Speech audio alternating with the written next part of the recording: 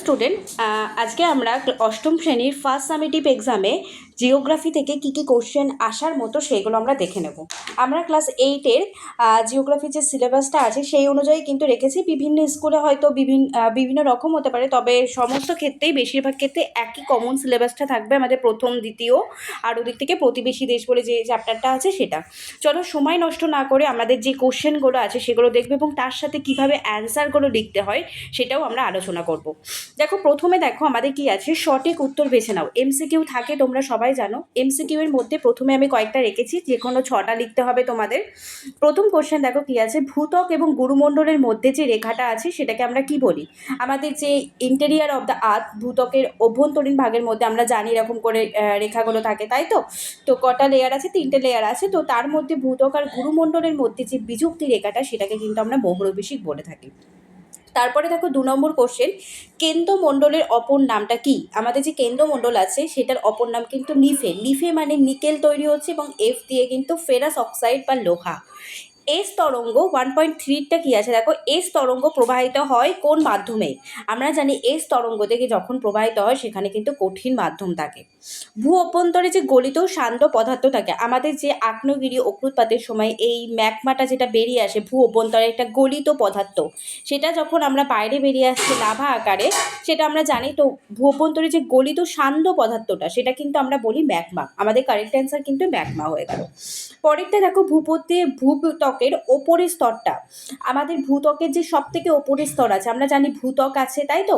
তারপরে আমরা কি বলি? গুরুমণ্ডল, তারপর কেন্দ্রমণ্ডল। তো ভূত্বকের ওপরে সবার প্রথমে কিন্তু আমাদের শিয়াল পাওয়া যায়, তারপরে কিন্তু সীমা আছে। এটা কিন্তু মাথায় রাখবে, শিয়াল কিন্তু আমাদের কারেক্ট অ্যান্সার হয়ে যাবে। দেখো পরের কোশ্চেনটাই দিয়েছি, শিয়াল আবার কোন শিলা দ্বারা গঠিত? শিয়াল কিন্তু আমাদের গ্রানাইট শিলা দ্বারা গঠিত। আর যদি বলতো সীমা, তখন কিন্তু সেটা আমাদের কি হয়ে যেত? সেটা কিন্তু ব্যাসাল শিলা দ্বারা হয়ে যেত। ঠিক আছে, আমাদের এমসিকিউ মোটামুটি 6টাই রেখেছি। এইবারে আমরা দেখব 1 নম্বরের যে কোশ্চেনগুলো খুব ইম্পর্টেন্ট সেগুলো কিন্তু দেখে নিও। দেখো, ভূমিকম্পের তীব্রতা মাপার যন্ত্রটার নাম কি? আমরা জানি কি ভূমিকম্পের তীব্রতা মাপার যন্ত্র এবং একটা স্কেল থাকে, সেটাকেও কি আছে সেটাও তোমরা জেনে রাখবে, রিক্টার স্কেল, সিসমোগ্রাফ যন্ত্র, সেটা কিন্তু রাখবে। ভূপৃষ্ঠ থেকে পৃথিবীর কেন্দ্রের দূরত্ব, আমাদের ভূপৃষ্ঠ আছে তার থেকে পৃথিবীর কেন্দ্রের দূরত্ব কত? 6370 কিন্তু কিলোমিটার। এটা মাথায় রাখবে। প্যাগোডার দেশ কি বাংলাদেশকে বলা হয়? এটা ঠিক না ভুল? এটা কিন্তু একদম ভুল। প্যাগোডার দেশ মনে রাখবে মায়ানমারকে বলা হয়। কাকে বলা হয়?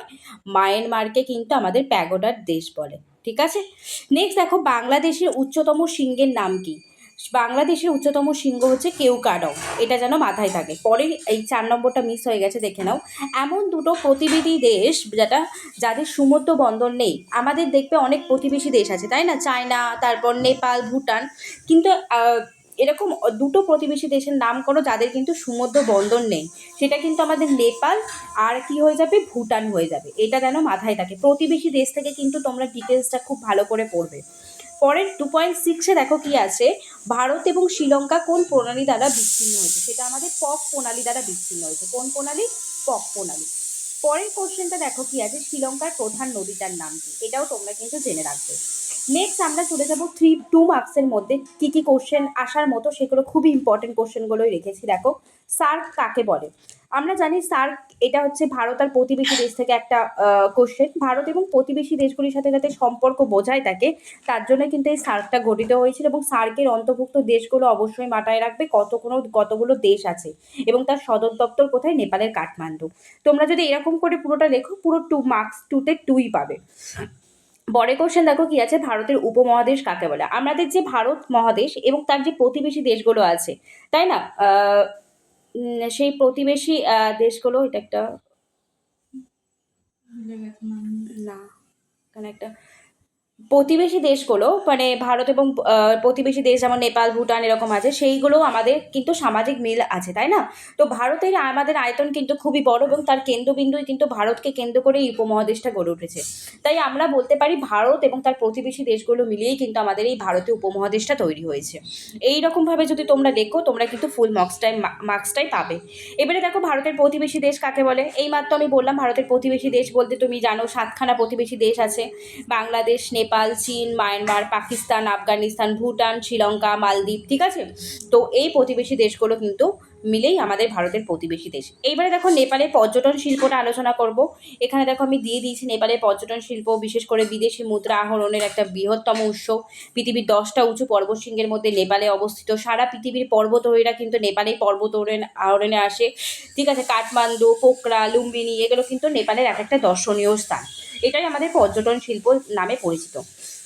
তারপরে কোশ্চেনটা দেখো কি আছে, পাকিস্তানের জলসেচ এবং কৃষিকাজ সম্পর্কে আলোচনা করো। পাকিস্তানের যে জলসেচ সেই প্রথাটা কিন্তু ক্যারেজ প্রথা নামে পরিচিত। তো বৃষ্টিপাত যথেষ্ট কম পাকিস্তানে, তো মানে কম হওয়া সত্ত্বেও কিন্তু এখানে কৃষিকাজটা কিন্তু উন্নত। কিসের জন্য? তারা কিন্তু জলসেচের উপর ডিপেন্ড করে থাকে। যেমন আমাদের এখানে সিন্ধু থেকে শুরু করে বিভিন্ন ধরনের উপনদীগুলো আছে, তার মধ্যে বাঁধ তৈরি করা হয়, তাই না? তো তার জন্য কিন্তু আমাদের পাকিস্তানে ক্যারেজ প্রথা গড়ে উঠেছে এবং তার জন্য জলসেচ প্রথাটা কিন্তু খুবই গুরুত্বপূর্ণ। বৃষ্টি হচ্ছে না তাও কিন্তু জলসেচটা গুরুত্ব। এছাড়া আর কি কি অসুবিধা আছে, মানে জলসেচের অসুবিধা থাকা সত্ত্বেও কিন্তু এখানে গম, ধান, জোয়ার, বাজরা, আখ ইত্যাদি কিন্তু ইয়ে করে থাকে, মানে কৃষিকাজ হয়ে থাকে। এগুলো তোমরা একটু দেখে নিও। পরের কোশ্চেনটা দেখো কি আছে, বাংলাদেশের কৃষিভিত্তিক শিল্পের সংক্ষিপ্ত বর্ণনা করো। বাংলাদেশ যে একটা কৃষি প্রধান দেশ, তাই তো? বাংলাদেশে কৃষিজ, বনজ বিভিন্ন ধরনের শিল্প গড়ে উঠেছে। পাট কিন্তু বাংলাদেশের একটা প্রধান শিল্প। সেটা কোথায় পাওয়া যায়? নারায়ণগঞ্জ, খুলনা, তারপর চট্টগ্রাম সহ বিভিন্ন শহরে গড়ে উঠেছে। এছাড়াও চা শিল্পে কিন্তু বাংলাদেশটা অগ্রগণীয়। কাগজ, চিনি, রাসায়নিক সার ইত্যাদি কিন্তু গড়ে উঠেছে। ঠিক আছে, এটাই কিন্তু আমাদের বাংলাদেশের কৃষিভিত্তিক শিল্পের বর্ণনা দেয়া আছে। নেক্সট আমরা চলে যাব, দেখো মার্কস 3-তে আছে। তো সেখানে আমাদের দুটো প্রশ্নের আলোচনা করতে দিয়েছে। তো মার্কস 3 থেকে আমরা দেখতে পাচ্ছি পাত থেকে একটা কোশ্চেন দিয়েছে। অপসারী পার্শ্বসীমানাকে গঠনকারী পার্শ্বসীমানা বলো কেন এবং পা হো কি?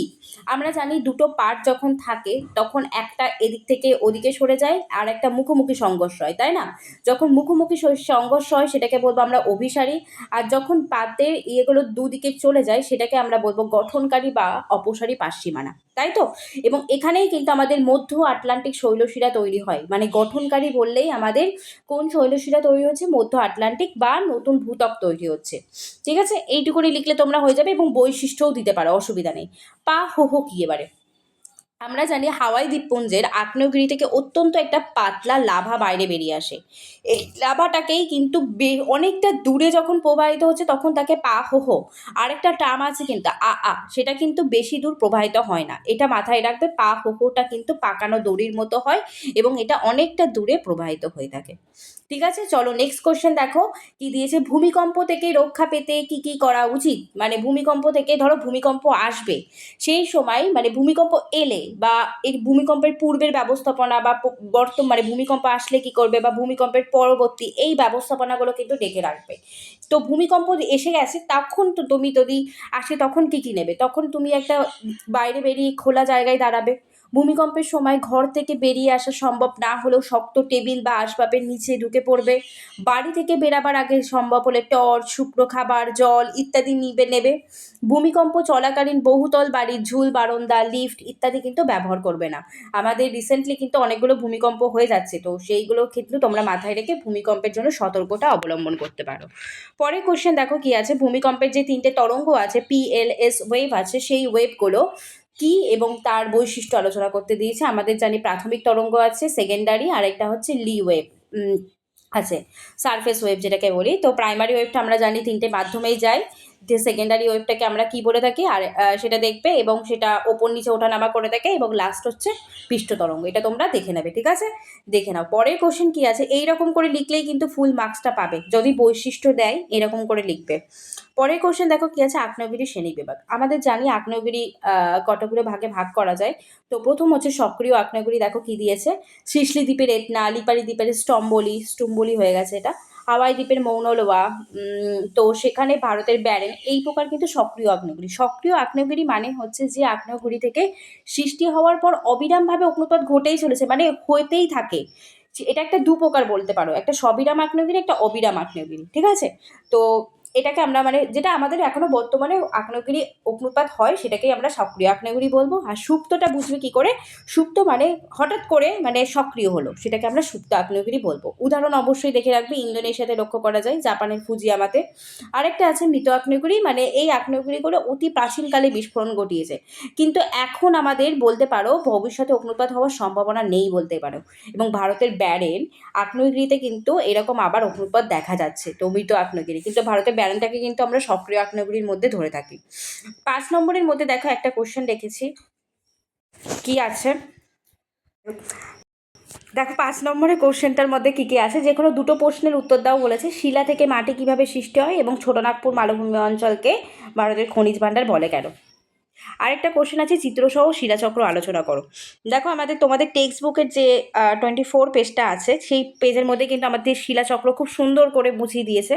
তো আমি একটু জাস্ট জিস্টে একটু বলে দিই কেমন করে হচ্ছে। ধরো আমাদের আগ্নেয়গিরি থেকে ম্যাগমা থেকে লাভা বেরোচ্ছে, প্রথম হচ্ছে আমাদের আগ্নেয় শিলা তৈরি হচ্ছে, তাই তো? এই আগ্নেয় শিলা থেকে রূপান্তরিত এই পাললিক শিলা, তারপর হচ্ছে পাললিক থেকে আমাদের কি আবার রূপান্তরিত হচ্ছে, তাই তো? এই রূপান্তরিত থেকে কিন্তু আবার আমাদের ফিরে যাচ্ছে আগ্নেয় শিলায়। আবার আগ্নেয় শিলা থেকে কিন্তু আমাদের পাললিক শিলা রূপান্তরিত হয়, তাই না? আগ্নেয় শিলার রূপান্তরিত রূপ পাললিক শিলা সেরকম বলে। তারপর বলে আগ্নেয় শিলার রূপান্তরিত রূপটা কি, এইরকম করে কিন্তু চলতেই থাকে, তাই তো? সো টোটাল এই প্রসেসটাকে কিন্তু আমরা কি বলে থাকি? শিলাচক্র বলতে পারি। এবং তোমরা কিন্তু এইগুলো দেখে নেবে, এবং এই কোশ্চেনগুলো যেগুলো আলোচনা করলাম প্রত্যেকটা কোশ্চেন কিন্তু খুবই ইম্পর্টেন্ট।